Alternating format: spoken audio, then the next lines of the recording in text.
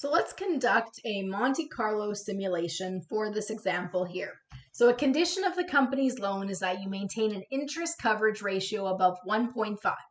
Your revenue is projected to be 10 million. You have an average variable cost of 35% of that revenue, and fixed operating costs are 5 million. The interest on the loan is $500,000.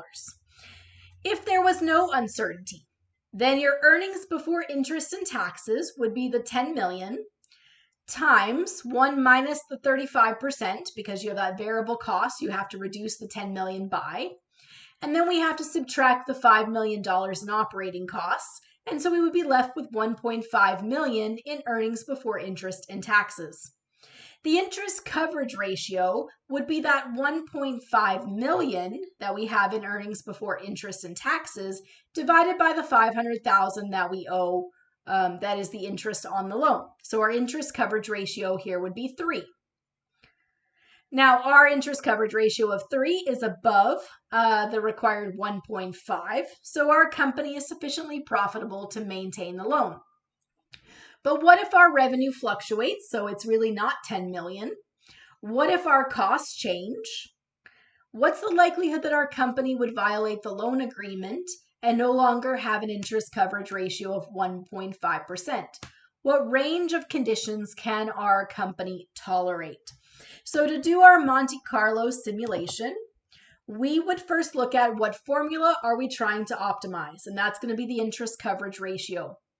What constraints exist? The interest coverage ratio needs to be greater than 1.5. What variables are known and which variables are subject to uncertainty? So we can start off knowing all of them, and then we can start looking at, well, what if some of them are allowed to vary? For example, the revenue and the costs. For the ones that we're uncertain about, we need to come up with some likely distributions that explain the possible values, and then randomly generate values for those variables.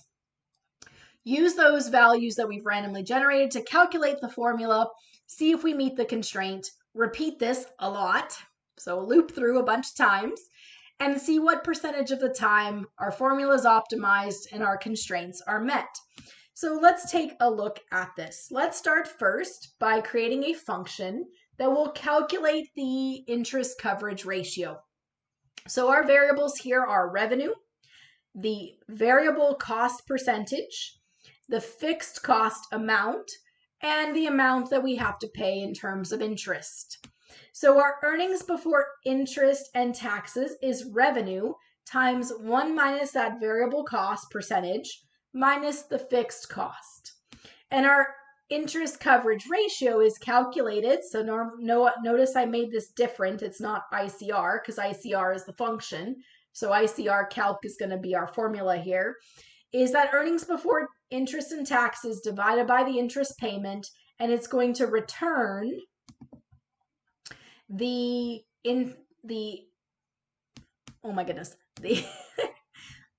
interest coverage ratio. Okay. All right. So for example, in the example we just went through, let's suppose that our revenue is 10 million. So there's 3 threes, there's the other 3. So here's 10 million. Our variable cost is 35% of that revenue, and our fixed cost is 5 million, and our interest payment here is 500,000. So we run this, we find our interest coverage ratio is 3, just like we did in the other slide. Now, we went through in our previous video different distributions. So the next step in our process will be to identify the distributions of some of the variables that we are uncertain about. So for example, let's suppose that we are uncertain about the revenue. And we think the revenue has a normal distribution, so we have a measure of central tendency, an average.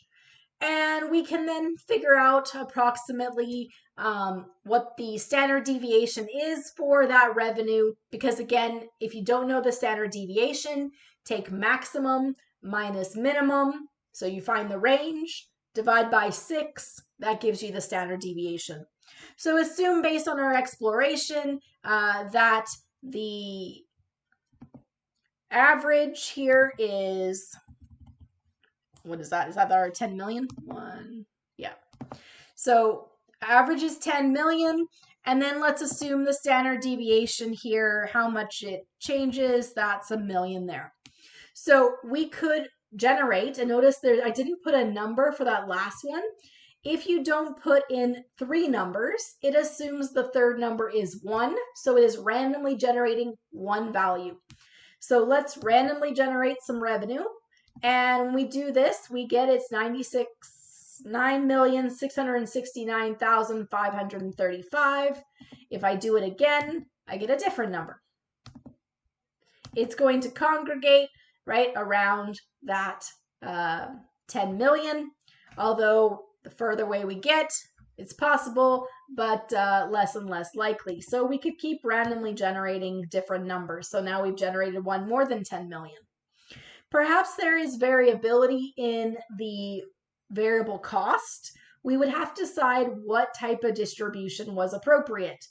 We could do a uniform distribution, which says that there's equal likelihood that the variable cost is anywhere between 28% and 42%. For this, because it's a percentage, we should either use the uniform distribution, assuming equal likelihood, or we should use the beta distribution, depending on if we want it to be. So for example, this one is a beta with alpha 2 and beta 2. If there was a central tendency, we could use the beta distribution and it cuts it at 0 and 100%. Or we could have it tailed and the variable cost then here is skewed towards a lower percentage or towards a higher percentage. So uniform or beta distribution for that variable cost rate. So here let's just do a uniform 28% to 42%, which means that here we put in 2 numbers, the minimum, the maximum. If we don't put in the third value, it will just generate one random number. It is continuous, so it can be a percentage. So here it is 31.98%. Do it again. This one's 39.16% and repeat. Okay, so now we can use our function, our interest coverage ratio calculating, and we call the function ICR, and we're going to give it our revenue, we're going to give it our variable rate, and then we're going to leave for now the other variables as known, which is that fixed cost of 5 million, and the interest payment of 500,000. So in this case, we run this, and now we have an interest coverage ratio of 2.27 or 2.28. So notice that if we run this with different amounts of revenue and a different cost rate, run it again, and then we get here an interest coverage ratio of 1.9. So the way it works with our Monte Carlo simulation, if we go back, what are the formula we're trying to optimize? The interest coverage ratio. What constraints exist? Must be more than 1.5. Which variables are known? The fixed cost and our loan payment. Which variables are subject to uncertainty? Revenue and the variable cost percentage. Okay, what is the likely distribution? We went with uniform for the variable cost percentage. We went normal for the revenue. Then randomly generate values for the uncertain variables. Use the values to calculate the formula, and then see if the formula meets your constraint. We did that for 2 different times. Let's repeat 6, 7, and 8 a lot. So what we're going to do is we're going to run this as a loop, and then we can figure out what's the percentage of time that we are above that 1.5. So to do our loop, we need to import pandas as PD. We're going to create an empty list. We're going to call it ICR_X. Call it whatever you want. Just don't call it ICR calc or ICR because those are already taken. So that's why it's ICR_X. I'm terrible at naming schemes. Hopefully you are better at it. All right, empty list. Now let's loop. And we're going to loop through 10,000 times. Okay, what does this loop look like?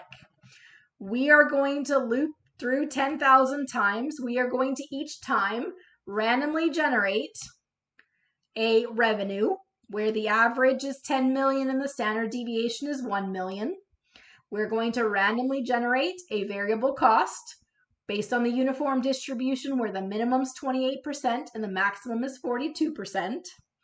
And then we're going to put that into the ICR function. So revenue and VAR rate come from those generations above. We're leaving at our 5 million, our fixed cost, and 500,000, our loan payment. And what we're going to do is we're going to fill in this empty list with the results of the ICR calculation. So what is the interest coverage ratio based on what it comes up with as the revenue and the variable rate. We're going to loop through that many, many, many times. And then we'll turn into a table because by now you know me and I just see everything better as tables. And then the other thing is we'll plot it because that's where you get the most information is from your data visualization. So let's loop super fast. All right, turn it into a table. So we use pandas as PD, use a data frame. We're going to take it from our ICRX, that's our list, and the columns are going to be ICR, revenue, and variable cost. Okay, so if we want to look at this, I'm just going to do ICR table. Recognize it's going to have 10,000 rows, so let's just do head. Okay, so what we can see, for example, is that we have 10 million, then we have 8.9 million, 11.2 million, we have 9.74 million. So you can see the variability in the revenue. You can see the variability in the variable cost. And then you can see the ICR. So there are 10,000 of these. We don't want to look at a table. That's way too much information. So what we want is for it to create a histogram for us. So we're going to take that ICR table and just this column called ICR, create a histogram. So we are importing, just make sure in case you didn't do it before. Let me just go back in time. Getting into bad habits here. At the beginning, I had my packages installed every time we use them, and now I'm getting lazy. So import matplotlib.pyplot as PLT and import Seaborn as SNS. This gives us our histograms. Okay, so we ran this, and we also, if yours didn't run, you were also missing this import numpy as NP and from numpy import random. Otherwise, you didn't randomly generate your data. So I had that from the previous video where we did our distributions. If you went to run your code here in our practice and this didn't work, it's because you didn't import numpy and random. All right, sorry about that. All right, so plot our histogram. ICR is the column. And we are going to create a vertical line. This vertical line is going to be at that constraint. Remember, we had to have an interest coverage ratio more than 1.5. So let's show it on the graph. And I'm making it nice and thick with a line width of 4 and a dark color of black. So what we can see here is all those 10,000 iterations that we went through. Most of the time, we are good. We are beyond the 1.5 interest coverage ratio, but notice all these scenarios where we're not. So we want to know what is the probability, given the variation in our revenue and our variable cost, that we are going to stay above the 1.5 interest coverage ratio. To do this, we take our ICR table, the column called ICR, and what we're going to do is filter it by finding the ICR table portions of ICR that are greater than 1.5.